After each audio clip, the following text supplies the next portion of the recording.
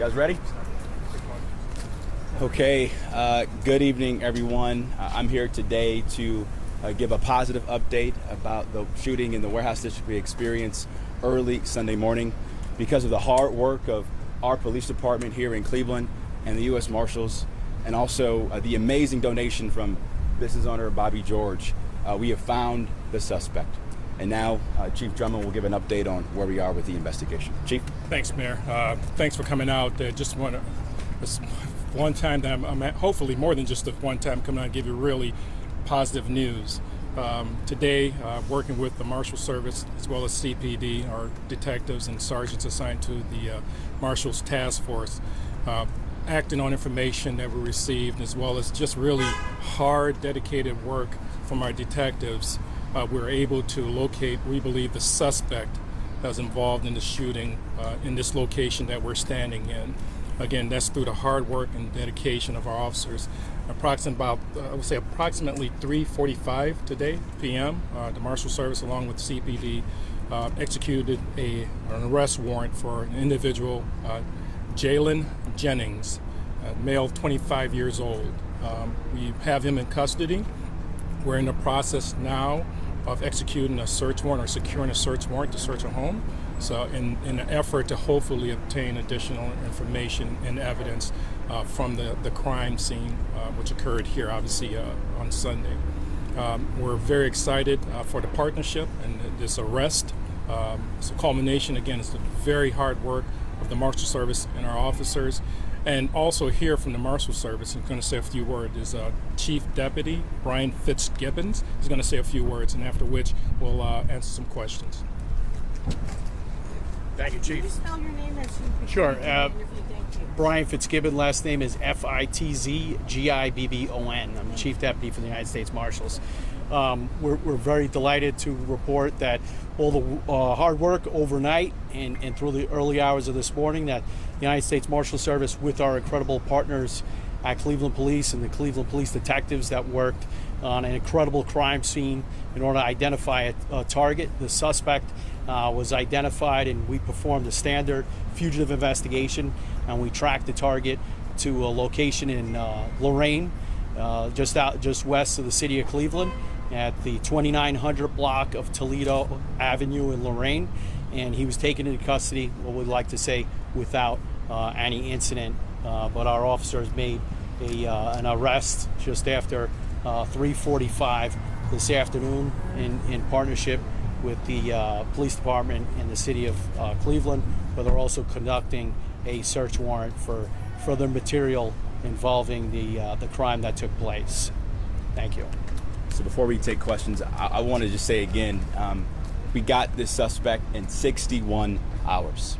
61 hours, and it shows you what can happen when every level of law enforcement is working together, when you have business owners like Bobby George supporting us with the high donation to get good tips to our law enforcement agencies.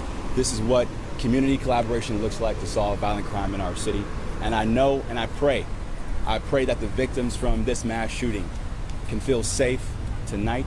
Their families feel a little bit of justice. And I pray that the residents of our city feel a bit safer this evening, knowing that we apprehended this suspect. We'll take some questions. Regarding the arrest, we were hearing some reports that he had been in one of the bars that night. Can you confirm that he was there? Is there video of that? Lydia, it's still an investigation. We're running down all avenues. All information is coming in, but we did receive enough information and video evidence to lead us to Lorain and this particular target. Chief, the arrest warrant does mention he was in Hoover Bar and Lounge and had observed victims. Do you believe that this is something that started inside the bar and spilled out into the street? It's still under investigation. We want to make sure we secure all information, including witness information, before we actually come out and really actually confirm all of that. So we're still developing more information. Can we talk more about the weapon that he used that night? Did you confiscate the weapon? Are you still looking for it? We're still looking for it right now. We're executing a search warrant. We're looking for additional evidence. Was he arrested at a home or a business? We believe that in Fitz, it was a residential, it was a home in Lorain, Ohio. How long Can you after the speak to a shooting? motive? We don't have a motive right now. Still under investigation. How long after the shooting were you able to identify the suspect as Jalen Jennings? The information started slowly coming in to our detectives, and again, just some hard work to confirm the information that was coming in. And after that was confirmed, obviously we presented information to a prosecutor, and a warrant was executed. Do you think it was because of Mr. George's offer? Is that the tip that got you in? It could have been. Obviously money motivates people, and $50,000 is a lot of money to motivate people. So we appreciate if that was the tip that led us to this mail. Of course, we appreciate that. Do you know about how many tips you guys took on this? I don't, because I know some came into us in Cleveland Division of Police as well as the Marshal Service and others, but I don't know exactly the number. No. Just a couple hours after the shooting on Sunday, we saw a group of 10 people barge into Metro's ER. Was that incident related to this mass shooting? Not to my knowledge. Is there anybody else you're looking for involved in the shooting or the aftermath? We're still investigating it. We're not quite sure right now. It's still an investigation. Can we talk more about the actual arrest? Can the marshals tell us a little bit more about that?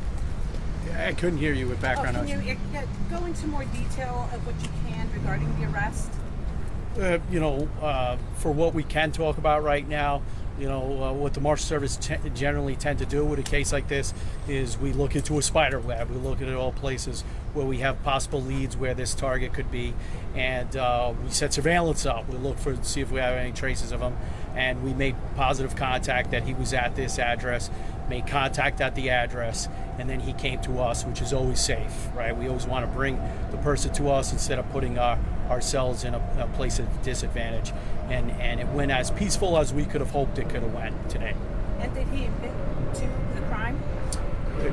That's we're not going to release any information as far as the questioning went just yet. Cleveland Police is handling that. Chief, have the detectives had a chance to talk to the victims, and what type of valuable information might they be able to provide, given that they all survived? Obviously, that's the best case for you guys. That's part of the investigation from our detectives. Of course, we want to talk to surviving victims, and we did in this particular case. And all the information's gathered together, and I believe also helped in identifying the suspect as well. Is there any update on the state of the victims? The victims, again, two were released the same night. The others still being treated. But they're, again, all non-life-threatening injuries, so they'll all be okay. The criminal complaint had said that the suspect saw somebody in there and that they targeted them. Was it all 9 that were targeted? Could you say if there was any? I can't say that right now. We hope to get that from our investigation. The detectives will try to interview the subject, and hopefully he'll give us additional information. Well, the suspect, was he out on bond at the time? I don't have that information available right now. At 3:45, you executed the search warrant, but at what time did you know it was him? That was the guy. I'm not quite sure of that, to answer that particular question, but it was actually an arrest warrant. It wasn't a search warrant, it was an arrest warrant that was executed. Yeah, an arrest warrant. I'm not quite sure if I can answer that particular question. Can we ask the mayor another question regarding, you were saying, how many hours was it? And I know it was all persons out there. Yeah, I was talking to Commander Tucker and said we got this suspect in 72 hours, and he corrected me. It was 61 hours. And so it just shows you how our police department, working with the marshals on issues like this, goes a long way to make sure we can bring folks like this to justice. Okay. Can you answer some questions too, Mr. George? Sure. I know as a business owner, it's frustrating when something like this happens. What made you take that leap and offer so much money? I just got sick and tired of seeing stuff like this happen in Cleveland, and I wanted to help. And in business, I look at things from a businessman perspective, and if you show someone the incentive, I'll show you the outcome. So I figured someone would be motivated by money, and they were. Were you surprised that it went so quickly after your offer? No, they reached out right away. Yeah. No, I knew they would, especially, how public it was. So. And I know you're well invested in this area. What's it mean to you now that the suspect is caught, and what's next for the Warehouse District? Well, it's encouraging because it was amazing to see how quickly, when the information was given to the chief and the mayor, how quickly they moved and how easily accessible they were. So it shows hope, and it makes you want to continue to invest in the city and in the area. All hands on deck. Thanks, everybody. We appreciate it. Thanks, Scott.